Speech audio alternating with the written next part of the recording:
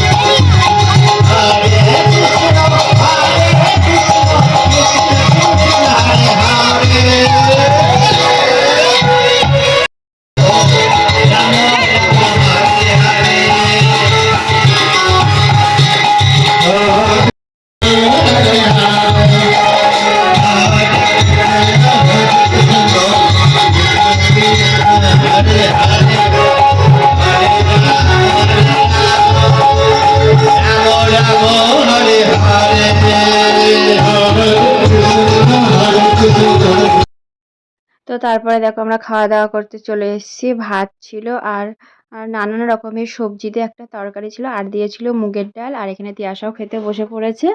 আর দেখো কত মানুষ খাচ্ছে, প্রচুর মানুষ খাচ্ছে, প্রচুর মানুষ গান দেখছে। তো তোমাদের ওখানে মানে কাদের কাদের ওখানে এই মানে জিনিসগুলো আর কি হয়, তো জানিও আমাকে কমেন্ট করে। আর আমরা খাওয়া দাওয়া করে এবার বাড়ি ফেরার পথে। তো দেখো তিয়াশা নাচ করতে করতে বাড়ি ফিরছে, খুব জ্বালিয়েছে ও। তো সামনের বছর আবার যাব, যতই জ্বালাক তাও যেতে হবে। আর বাড়ি এসে যে তিয়াশা শুয়ে পড়েছে, তো আমার মুখটা কয়েকদিন ধরে কেমন খসখসে লাগছিল, কেমন মানে আর কি সূক্ষ্ম সূক্ষ্ম টাইপের লাগছিল, তার জন্য একটু বেসন মেখেছি।